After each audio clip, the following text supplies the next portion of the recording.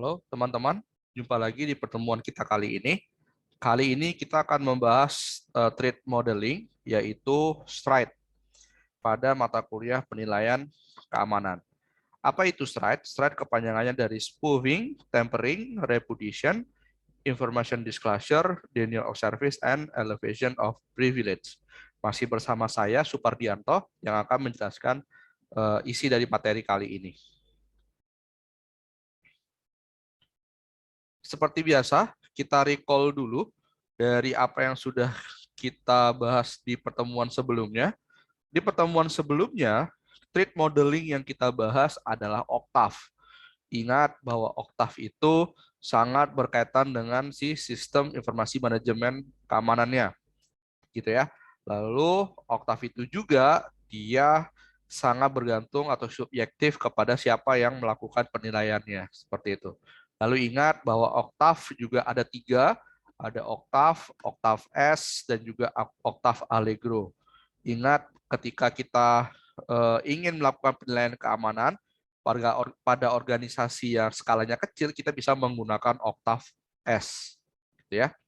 Nah, sekarang kita akan masuk ke threat modeling berikutnya, yaitu STRIDE. Nah, apa itu STRIDE?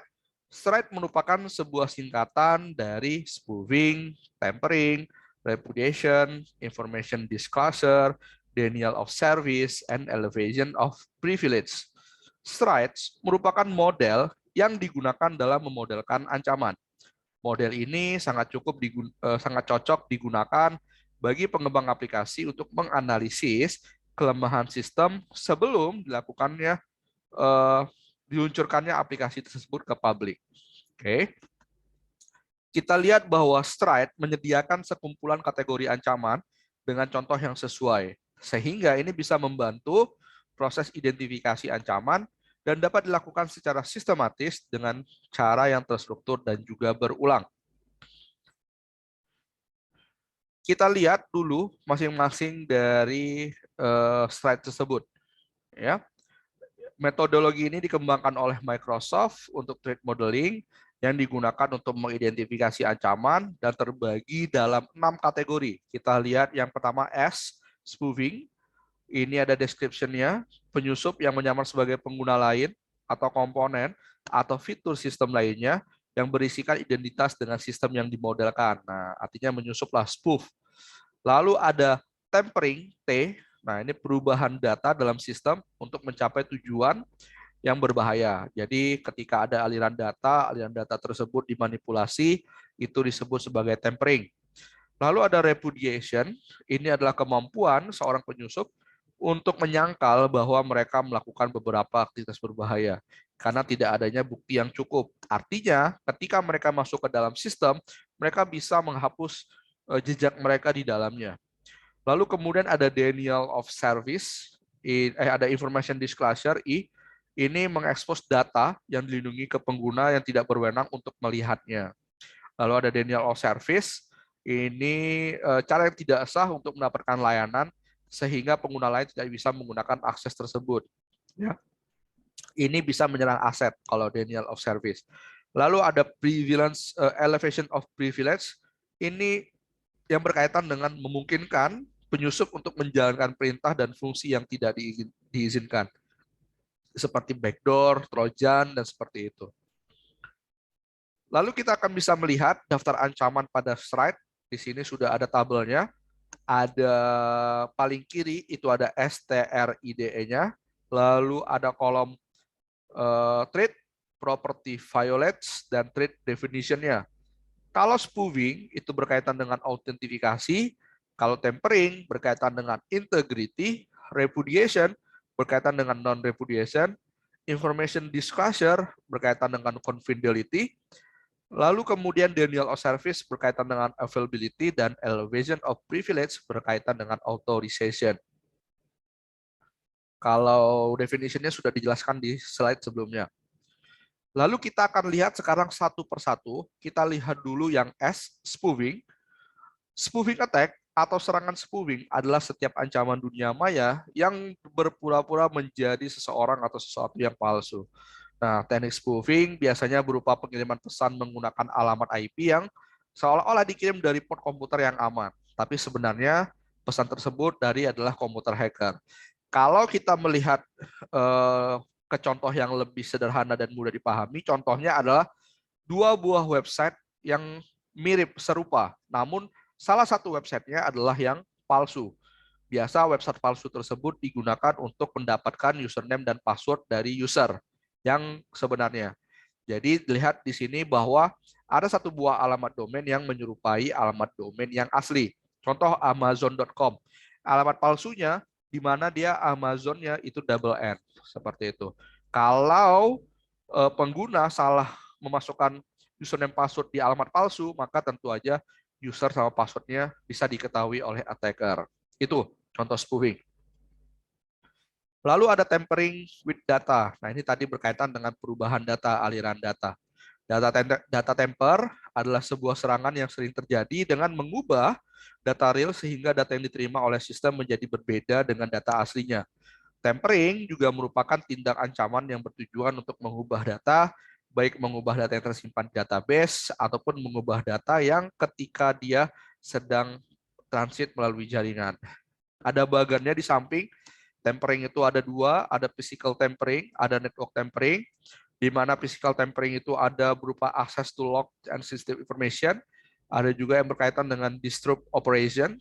Kalau network tampering berkaitan dengan intercept data dan juga menginjek data, nanti di mana disrupt operation berkaitan dengan over damage dan cover damage, intercept data itu berkaitan serangannya dengan sniffing, inject data berkaitan dengan packet injection, spoofing attack, dan banyak lagi yang turunan yang lainnya. Ya. Kita masuk berikutnya repudiation. Ini kemampuan seorang penyusup untuk menyangkal bahwa dia sudah masuk, ya. Tapi kemudian karena tidak ada bukti yang cukup, tidak bisa dibuktikan. Nah, seperti itu. Jadi kalau ada contoh dari bagian di sini, ada source, ada destination. Saya tidak pernah mengirimnya, dan oh iya saya juga tidak pernah menerimanya. Nah, ini penyangkalan. Padahal sebenarnya mungkin saja sudah dilakukan attacking di sana. Lalu ada information disclosure. Nah, ini mengekspos data yang dilindungi kepada pengguna yang tidak berwenang. Nah, ini biasanya berkaitan dengan pencurian data. Tindakan ancaman berupa perbuatan membaca file secara tidak sah atau membacanya. Nah, ini juga dikenal dengan information leak, ya. Jadi banyak sekali contoh-contoh di berita yang banyak sekali pemerintahan, website pemerintahan yang datanya kemudian bocor dan itu diperjualbelikan di dark web, ya. Lalu ada denial of service, ini berkaitan dengan mengganggu ke sistem agar pengguna lain itu merasa terganggu sehingga tidak bisa masuk ke dalam sistem. Nah, ya, sehingga si attacker tadi mungkin bisa melakukan aktivitas yang kemudian bisa bertujuan untuk masuk ke dalam sistem. Oke. Lalu kemudian ada yang terakhir, elevation of privilege. Ini adalah tindakan ancaman yang mempunyai tujuan untuk memperoleh hak akses yang lebih tinggi agar dapat mengakses informasi atau menyusup ke sistem secara tidak sah. Jadi kalau dia sekarang diberikan hak akses berupa karyawan, dia ingin agar hak aksesnya lebih tinggi menjadi seorang administrator. Nah, dengan berbagai cara, dia mencoba untuk meningkatkan privilege-nya tersebut. Ya. Sekarang kita akan lihat penilaian keamanan dengan STRIDE. Ada beberapa hal yang harus bisa dilakukan sebelum melakukan penilaian keamanan pada suatu aplikasi. Seperti biasa, yang pertama adalah identifikasi aktivitas aplikasi, lalu kemudian ada diagram arsitektur aplikasi, ada identifikasi teknologi, lalu kemudian ada identifikasi dan dokumentasi ancaman. Kita lihat yang pertama dulu mengenai identifikasi aktivitas aplikasi. Ini kita bisa lihat dari aktivitas yang memiliki dampak langsung kepada sistem, baik dalam pengolahan data ataupun manajemen hak akses pengguna. Hasilnya bisa dibuat dalam bentuk tabel yang meliputi aktivitasnya apa, penggunanya siapa, lalu datanya bagaimana. Contoh, penggunanya adalah karyawan. Aktivitas karyawan tersebut ngapain? Mengelola data pembayaran, mengelola data pasien. Nah, lalu dari aktivitas tersebut, data yang terkait apa aja? Pegawai, keuangan, dan juga pasien, seperti itu. Kita masuk ke berikutnya adalah diagram arsitektur aplikasi. dari sistem informasi atau aplikasi yang akan kita nilai, selanjutnya kita lihat dulu diagram arsitekturnya. Nah, di sini ada contohnya. Apa framework yang dia gunakan, bagaimana sistem keamanannya, bagaimana dengan web servernya, basis data yang dia gunakan apa. Nah, itu kita tentukan diagramnya. Kita buatlah dia dalam bentuk informasi seperti ini, misalnya. Ini adalah arsitekturnya di mana ada dua terpisah gitu ya. Ada web server, lalu kemudian ada database server, dan dia itu berbeda, terpisah. Web servernya adalah IIS gitu ya, di mana framework yang digunakan adalah ASP.NET ya, dan seterusnya. Lalu kemudian ini adalah lanjutan lagi contoh yang lebih sederhana, di mana ada arsitektur berupa ada web server online, ada web server lokal, di mana keduanya kemudian saling berkomunikasi melalui API di sana. Lalu di mana kalau yang web server lokal diakses oleh pegawai, kalau yang online diakses oleh pasien. Berikutnya melakukan identifikasi teknologi. Di sini identifikasi teknologi digunakan untuk mengidentifikasi apa saja teknologi yang sudah diimplementasikan pada arsitektur sistem. Proses ini akan membantu pada saat mengidentifikasi ancaman pada teknologi yang diterapkan kemudian hari. Ya, contohnya di sini kita dapat dalam bentuk tabel teknologi kemudian detail implementasi. Contohnya, ketika aplikasi menggunakan Secure Socket Layer (SSL), maka detail implementasinya seperti apa, ya. Lalu ada identifikasi dan dokumentasi ancaman. Nah, ini dari apa yang sudah kita buat tadi, tahapan-tahapan tadi, lalu kita bentuk dalam suatu dokumentasi. Ini bisa kita buat dalam bentuk tabel yang meliputi ancaman 1, deskripsi ancamannya seperti apa, target ancamannya, teknik serangan, serta penanggulangannya bagaimana. Nah, sebelum melakukan dokumentasi ancaman, kita dapat melakukan identifikasi dulu dengan melakukan pemodelan ancaman SRIDE dan identifikasi ancaman dengan menggunakan bantuan aplikasi atau tools yang dikeluarkan oleh Microsoft. Namanya Microsoft Threat Modeling Tools. Nah, kalau kita sudah membuat gambaran model identifikasinya seperti gambar di sini, kita dapat dengan mudah langsung mencari tahu threat profile-nya seperti apa. Jadi kalau ada gambaran di samping seperti ini, ada pasien, usernya, ada staff internal user, ada admin, ada sistem, web server, dan seterusnya, kita bisa langsung dengan mudah mengenerate kira-kira threat apa saja yang kemudian bisa menjadi ancaman. Contohnya, lihat di samping, ada spoofing, ada seterusnya, ada reputation, dan seterusnya. Nah, di sini contohnya ada salah satu identifikasi ancaman pada bagian pengguna yang dilakukan dengan mengambil salah satu sampel pada bagian pasien dikarenakan sistem yang memiliki konfigurasi yang sama dengan pengguna yang lainnya.